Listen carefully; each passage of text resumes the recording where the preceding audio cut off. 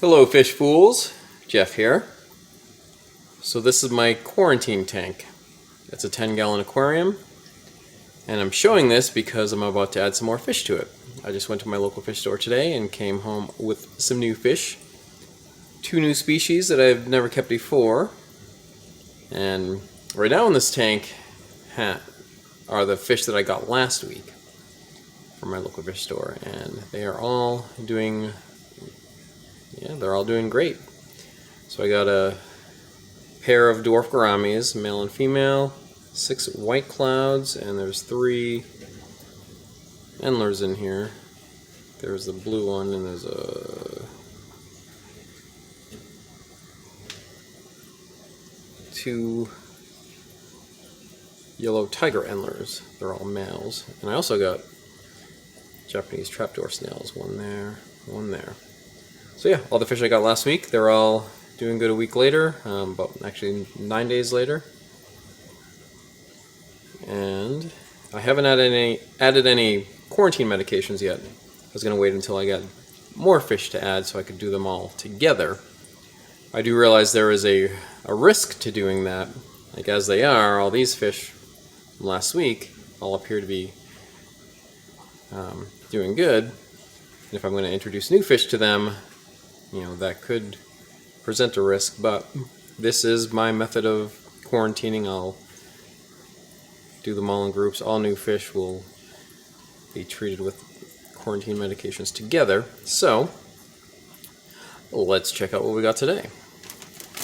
So it's going to be 2 bags of fish. In the first bag,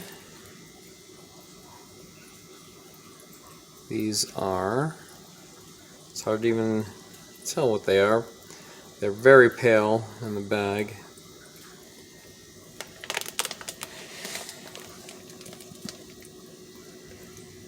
But these are green neon tetras. They will, once they get settled and color up, they're pretty awesome looking. Thinking that once they do settle in and go in their tank and good angles with the light, they'd be really cool looking. But this was a species that was suggested to me, and I like that idea, and I'm glad that my local fish store has them. They did mention that they don't get them very often, and I don't remember seeing them there before. I mean, it's possible they could have had them and I wasn't looking for them and didn't notice, but when I saw them today, I was pretty psyched. So I got a dozen of them. And the other species is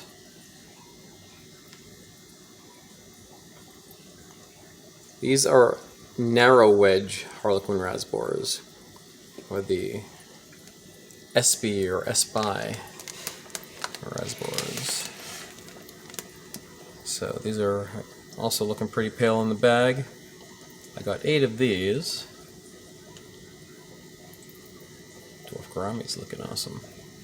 I love gouramis with their little whisker feeler fins. But yeah, so 8 of those. And I was hoping they were going to have rummy-nosed tetras. They called me last weekend, mentioned that they had them. I was on their list to call to notify when they would get some rummy-nosed tetras, but I wasn't able to make it there until today, and unfortunately they were entirely sold out. So maybe next time, because the rummy-nosed tetras are what I have in mind to get a bunch of them to put in my 84-gallon when I get that. Oh, that's another thing too. They did call me this past weekend that the 84-gallon that I bought and ordered has arrived there, even though I went there last week and they had some more earlier than they told me they were going to have them, and they didn't call me then, but I did get that call. So right now the plan is Tuesday. I'm going to make arrangements to get a truck and have somebody help me to carry it.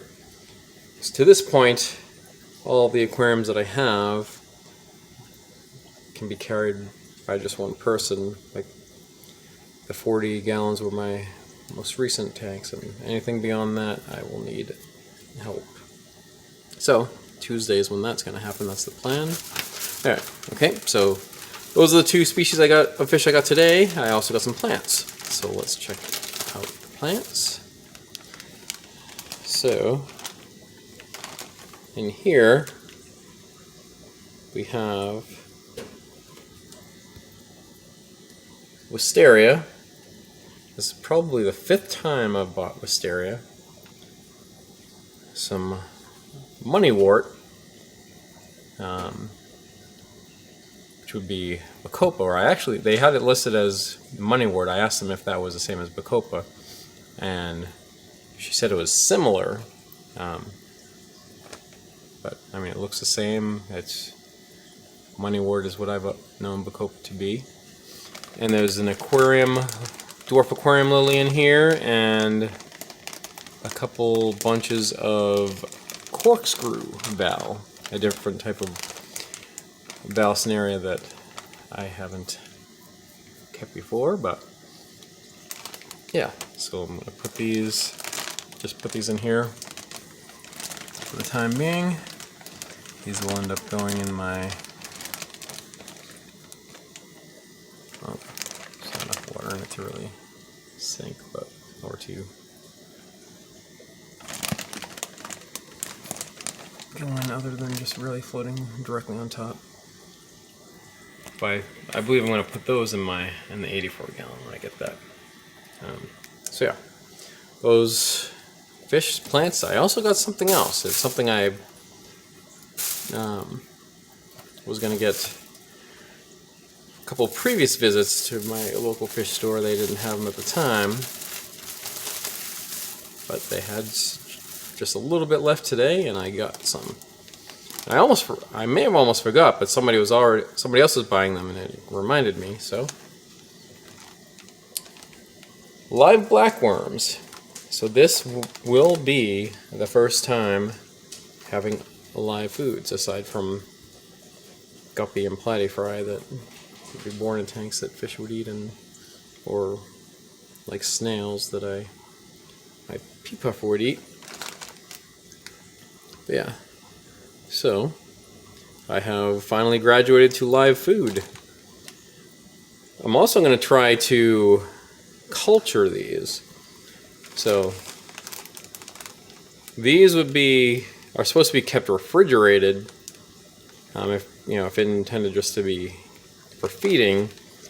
But I'm also going to keep some of them in a couple other tanks. I have I think I'm going to put some in my 1 gallon. I have a 1 gallon that has shrimp and snails. I'm going to put some of these in there just to see if they can just habitate and live in there, and then I can take some out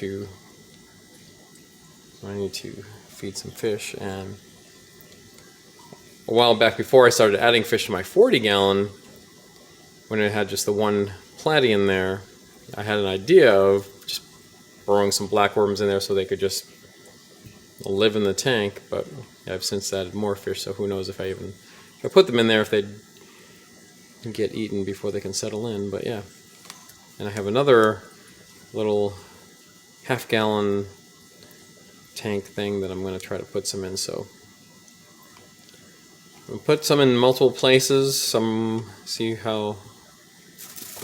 if any of them will survive, and they can replicate, so I can continue to culture them. But we'll see.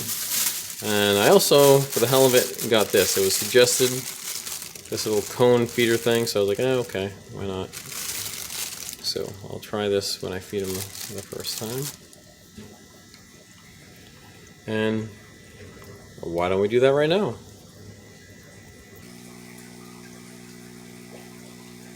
Alright, so there's some blackworms in this 10-gallon community tank. There's a Julie Corridora over there.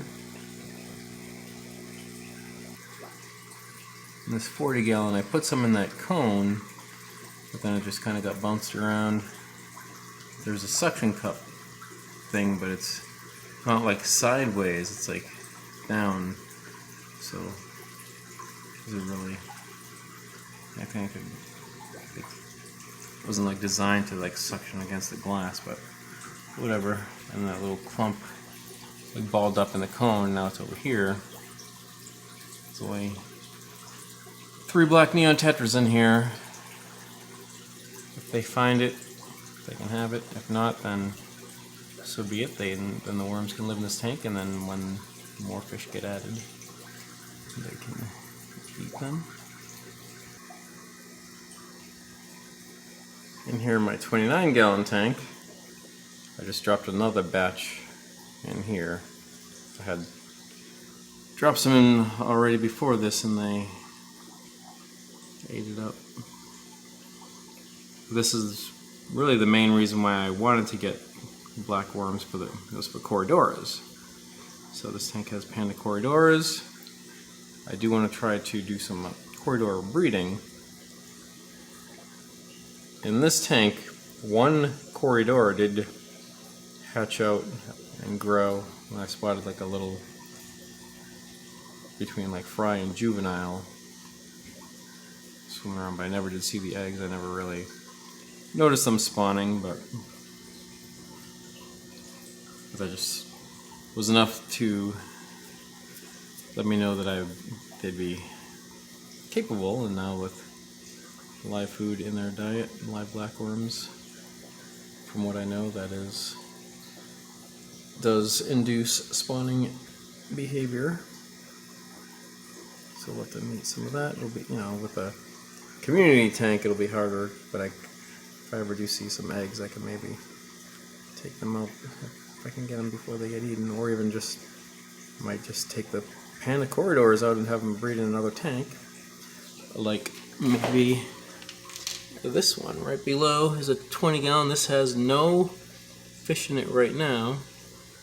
I did drop some black worms in here, so they can just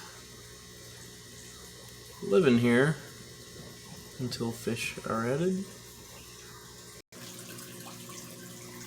And here, between the 40 gallons, I have this little 1 gallon, not even one, a half a gallon tank, so there's just some plants in here that's a little high grow, a few stems, and without getting any light, they're kind of rotting, but I thought I'd put some black worms in here and just let them feed off plants, and if they can replicate, then I'll continue to keep them in here and harvest them and keep a culture going. See what happens. And here is a 1 gallon. This just has Neocaridina, cherry shrimp, and snails. There's bladder snails and Malaysian trumpet snails. So I put some of the black worms in here,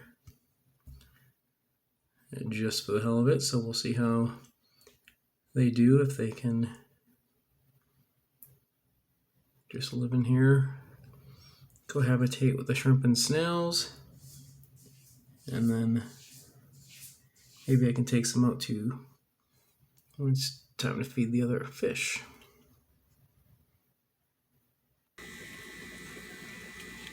And then the rest I just put in here, and these will go in the fridge. Probably not a good idea to put them in a dark container like this, because it's hard to really see them. But I'll have to get a clear container. This is just a empty Repashy fish food container. And then let's check in on the new fish as they are acclimating. The narrow wedge rasbors and green neon tetras. And then we'll return after they're done acclimating, and we'll check them out swimming around in the tank. Stand by. Alright, so the acclimation process is complete. They have been released. So you can see the narrow wedge Harlequin raspberry is up here. The green neon tetras kind of mixing in with the white clouds. So they do look like you can see more color compared to how they were in the bag, and maybe kind of see that they're green, but this has the light on this tank is white and blue, so they are looking more blue. I'm wondering if just like the type of lighting would be necessary to bring out the green, because the plan is for them to go in one of my 40 gallons. So this tank right here, both the green neon tetras and the narrow wedge Harlequin raspberries are plan is to go in here, but then this tank has the Stingray 2 light on it. So this has white, blue, and red. So I'm not sure if it'll bring out the green. I have some other lights like Beamswork and Aquaneat lights that are RGB, red, green, blue. So maybe with the green included, I don't know. Maybe one of those lights would be better, but I don't know. I'll figure it out.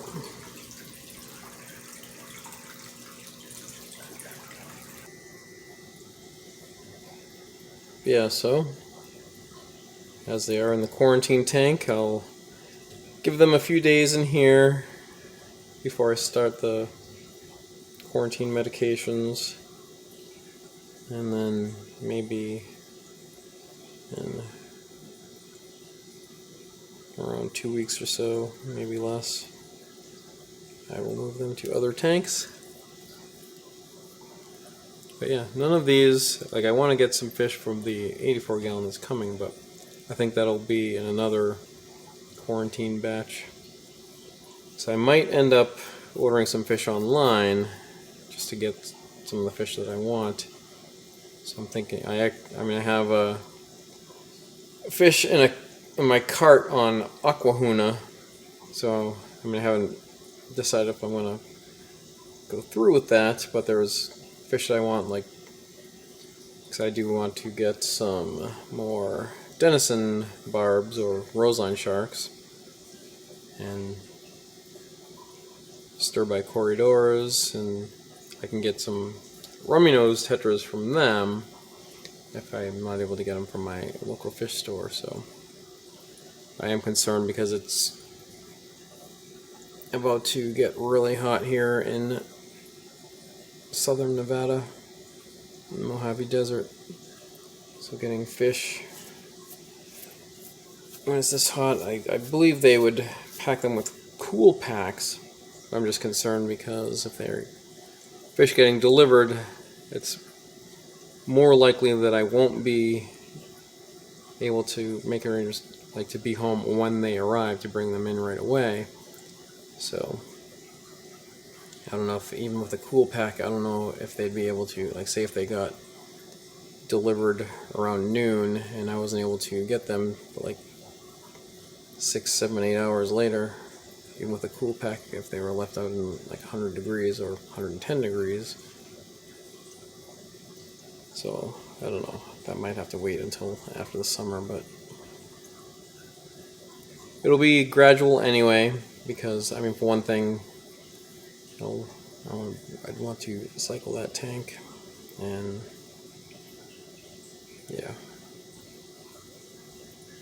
yeah, but I mean, I'm pretty psyched to get these fish that I got today. And so what's next? I have 88 pounds of rocks that I ordered, and I'm going to do an unboxing with that. So I got 2 different types of rocks, and looking through what I have when I do that unboxing will influence my decision of what kind of substrate I'm going to get. because for the 84 gallon, I got Dragon Stone, Oko Stone, or Sarayu Stone. So if I, just based on looking at whatever pieces that I get, if I like the Dragon Stone, then I'll get more like brown gravel to match it.